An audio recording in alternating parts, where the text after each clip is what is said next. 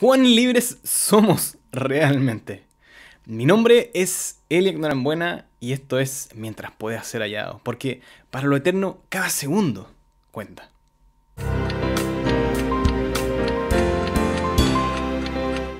Antes de comenzar, si disfrutas del contenido, dale me gusta, suscríbete y activa la campanita para enterarte tan pronto suba nuevos videos. En el episodio anterior hablé respecto de cómo nuestra condición de pecado es algo que viene con nosotros desde que comenzamos siquiera a existir. Si no has visto ese video, te invito a presionar el link en la esquina de la pantalla y lo veas primero. Comencemos. ¿Qué tanto se ha visto afectada nuestra libertad? La RAE define la libertad como la facultad y derecho de las personas para elegir de manera responsable su propia forma de actuar dentro de una sociedad.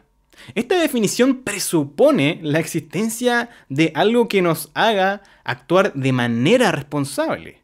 ¿Y qué es esto sino la conciencia por Dios dada, la cual limita nuestra maldad acusándonos e incentiva nuestra bondad defendiéndonos? El problema surge cuando recordamos que, bíblicamente hablando, la conciencia puede dejar de funcionar óptimamente, cual auto al que no se le hacen sus debidas mantenciones, al vivir una vida contraria a las verdades de Dios. En el peor caso, la conciencia dejaría de funcionar para lo que fue creada por causa del pecado, terminando por llamar a lo bueno malo y a lo malo bueno.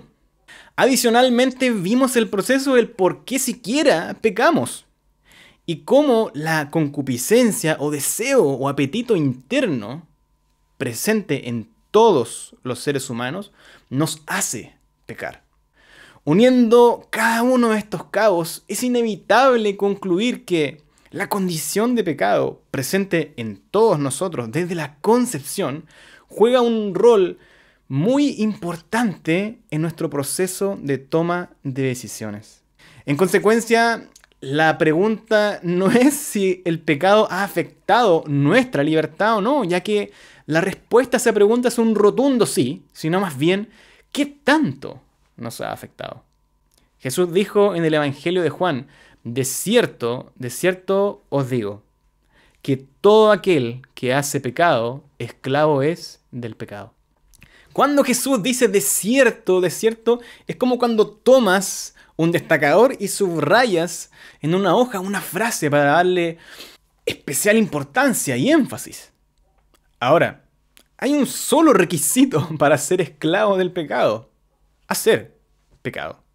Esto último no es cuantitativo. Jesús no está diciendo si pecas 10 veces al día, calificas. Tampoco es una afirmación cualitativa, ya que Jesús tampoco dice si robas o matas, calificas. Es simplemente hacer pecado. Y para hacer pecado, damas y caballeros, con uno solo basta. De modo que si somos esclavos del pecado o no, se reduce a responder la pregunta: ¿has pecado? ¿He pecado alguna vez? Y esta pregunta ya la respondimos cuando hicimos el test de la blancura. Pero si te perdiste ese episodio, te pregunto: ¿has mentido alguna vez? Si tu respuesta es sí, ya has pecado porque Dios manda no mentir. Si tu respuesta es no, has añadido una mentira más a tu repertorio y has pecado igual. Por lo tanto, no hay hombre o mujer en esta tierra que no haya pecado. Igualmente, no hay nadie que no esté bajo la esclavitud del pecado, a no ser que, pero respecto de eso hablaré en otro momento. Pero, ¿qué involucra ser esclavo del pecado? Un esclavo carece de libertad y está sometido de manera absoluta a la voluntad y dominio de otro. Un esclavo hace la voluntad de su señor o amo y por ningún motivo puede recobrar su libertad mediante su propia capacidad. Si alguna vez te has preguntado por qué hay tanta maldad en este mundo, en parte es porque pecamos, somos pecadores, nacemos en pecado y somos aún esclavos de él. Ante esto dirás, ¿es que acaso no hay nada bueno en la humanidad? Yo digo, hay bondad en el hombre y la mujer. Después de todo, el nombre del árbol del fruto que comieron era el árbol del conocimiento del bien y del mal. El punto, sin embargo, es que la humanidad no es esclava de lo bueno, sino de lo malo a través del pecado. Pero otro dirá, me parece que el ser esclavo del pecado es una idea totalmente contraintuitiva. La experiencia sugiere que somos libres y que somos dueños de nuestra vida y de nuestras decisiones. A esto te digo, la razón por la cual en primera persona tienes la sensación de que puedes hacer lo que quieras es porque en parte puedes hacerlo, pero solo de manera limitada. Somos como el alcohólico que es libre para decidir si se emborracha tomándose una piscola, un terremoto o un navegado. Pero no es libre para elegir no emborracharse. O como el hámster que es libre para correr toda la noche en su ruedita, dormir o guardar alimento para 2 meses en las mejillas. Pero no es libre para salir de la jaula.